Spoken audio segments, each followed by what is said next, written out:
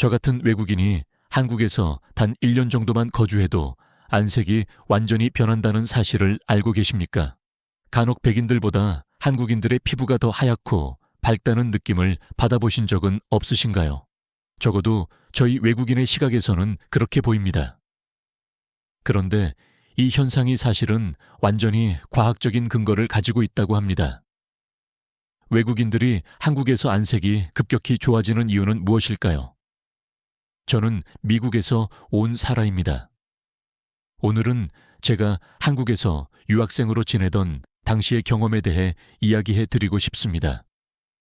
미국에서 온 유학생들이 제 주변에 많이 있었는데 그들 모두가 공통적으로 이야기하는 것이 있었습니다. 바로 어느 나라를 가더라도 한국만큼 독특한 국가가 없다는 점입니다. 한국은 다른 나라들과 비교했을 때 실제로 많이 다릅니다. 보통 많은 사람들은 미국을 선진국이라고 생각하지만 안전 측면에서 한국과는 비교할 수 없습니다. 미국에는 아디토빈, 아딕션 앨리이나 스트리트 카고, 스트리트 칼고와 같은 지역들이 존재합니다.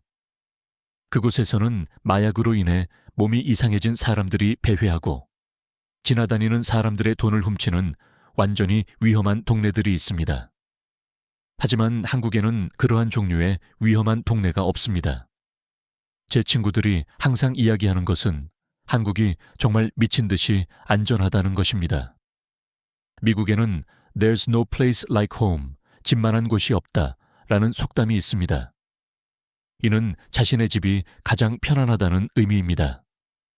반면 한국에는 집 나가면 개고생, 바깥은 위험해와 같은 표현이 있습니다.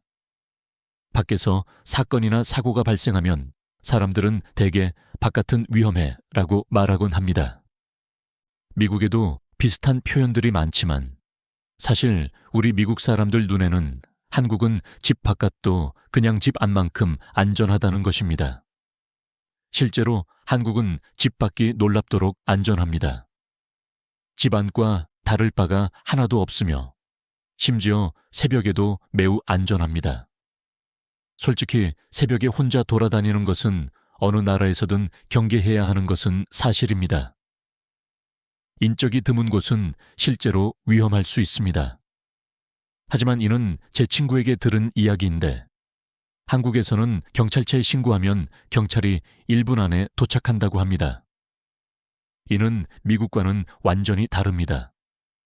미국 역시 경찰이 매우 빠르게 움직이는 것은 맞지만 미국은 땅이 너무 넓고 경찰서가 많이 배치되어 있는 것이 아니기 때문에 경찰이 도착하는데 1시간이 걸릴 수도 있습니다. 그래서 미국 시골에는 보안관, 데퓨티, 셰리프, 마셜 같은 제도가 존재합니다. 그들이 도착하는 데에도 시간이 오래 걸리곤 합니다. 하지만 한국은 무조건 경찰이 1분에서 2분 사이에 도착합니다. 그리고 놀라운 것은 서울에는 거의 곳곳에 비상 버튼 같은 것이 설치되어 있다는 점입니다. 이것은 정말 소름 돋는 일인데 이 버튼을 누르면 즉시 경찰들이 출동합니다. 이런 시스템이 있는데 어떻게 새벽에 안전하지 않을 수 있겠습니까? 그런데 제가 한참 한국에 있었을 때 한국에서 묻지마 사건 같은 것이 발생했던 적이 있었습니다. 그래서 한국 사람들은 한국도 이제 안전하지 않다고 말하곤 했지만 저는 그러한 생각 자체가 솔직히 좀 틀렸다고 생각합니다. 물론 미국은 인구 자체가 많기 때문에 그러한 사건이 절대적으로 많이 일어나는 것은 맞지만 상대적으로 봐도 미국이 훨씬 위험합니다. 한국은 칼부림 사건이 발생하면 바로 전 국민이 알게 될 정도로 대대적으로 보도됩니다. 그것이 바로 한국이 안전하다는 증거입니다. 미국은 칼부림 사건이 나더라도 크게 이슈가 되지 않습니다. 총기로 인해 대여섯 명이 사망한다고 해도 크게 이슈화되지 않습니다. 미국은 묻지마 범죄로 5명에서 10명 이상 사망했을 때 그때야 비로소 좀 이슈가 되는 편입니다. 한국은 정말 비할 데 없이 안전합니다. 묻지마 범죄가 터지면 뉴스로 엄청 크게 내보내고 국민들이 전부 알게 되는 것을 보면 한국은 인간의 생명과 인권이 진짜 엄청나게 중요하다는 것을 느낄 수 있습니다. 미국 피닉스, 볼티모어 같은 도시나 미시간의 여러 지역에서는 그곳에서 자란 사람들이 동창이 사건으로 죽었다고 말하는 경우가 많습니다.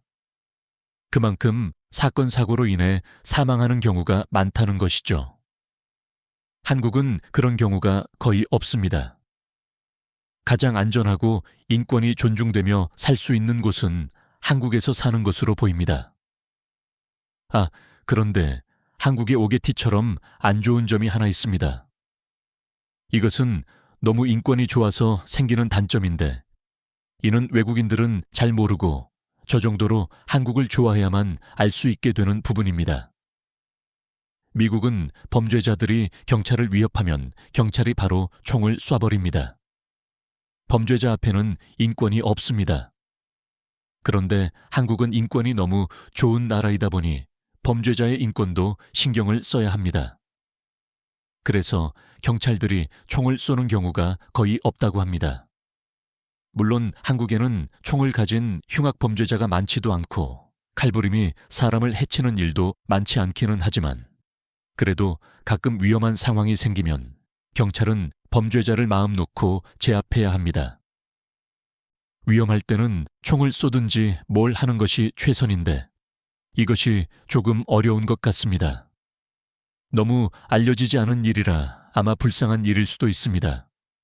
아무튼 한국은 범죄자들까지 인권이 확장된 나라라는 것입니다.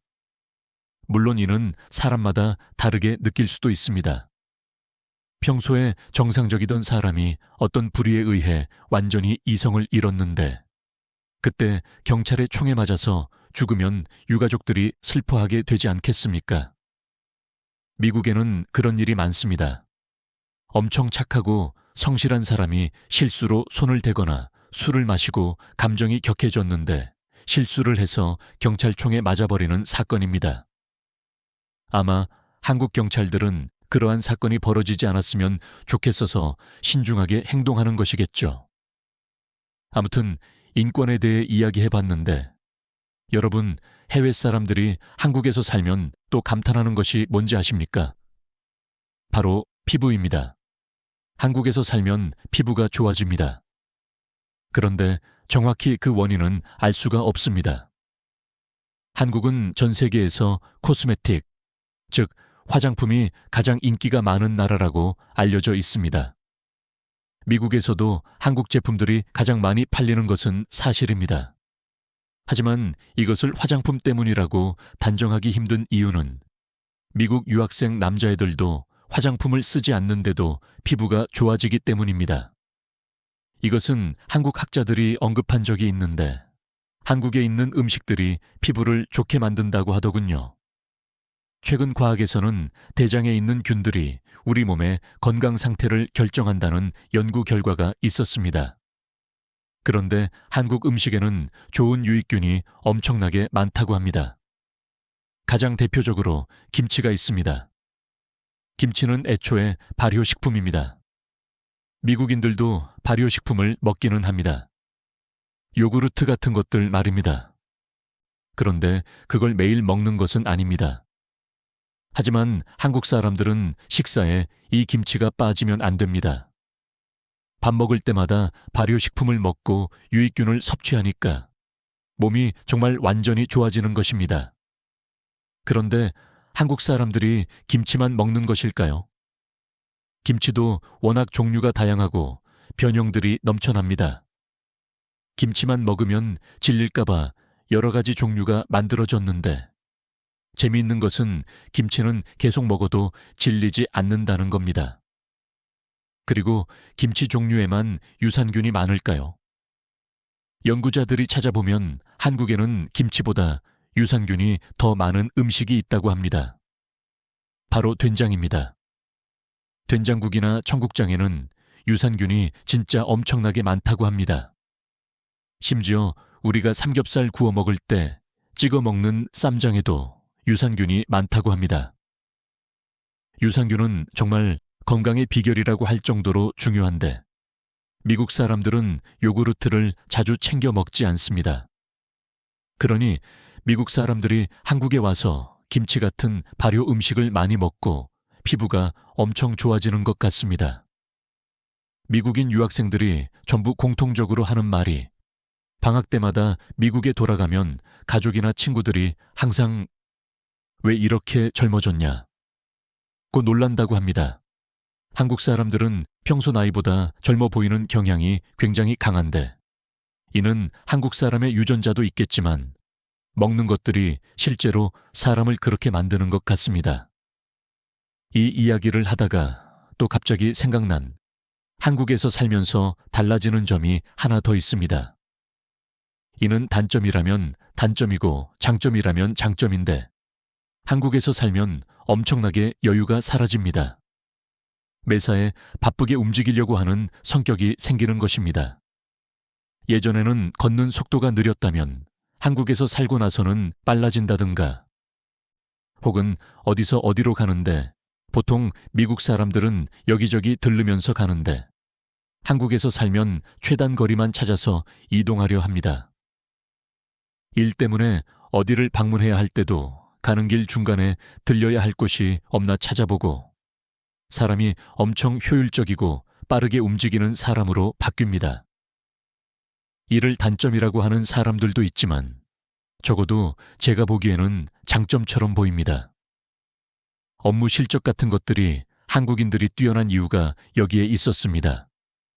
한국 사람들은 일을 할 때도 항상 그렇게 일할 것이기 때문입니다. 국제적으로 이런 말이 있습니다. 한국인 한 명이 유럽인 두세 명의 일을 해낸다. 고요. 그리고 이것은 실제로 사실입니다. 유럽 사람들은 일을 할 때도 카페에 가서 여유롭게 커피를 마시고 천천히 일합니다. 하지만 한국 사람들은 커피를 마시더라도 엄청 빠르게 처리하려고 합니다. 동사무소 같은 곳에 가면 또 알 수 있습니다. 한국 공무원들만큼 일을 빠르게 처리하려고 하는 곳이 없습니다.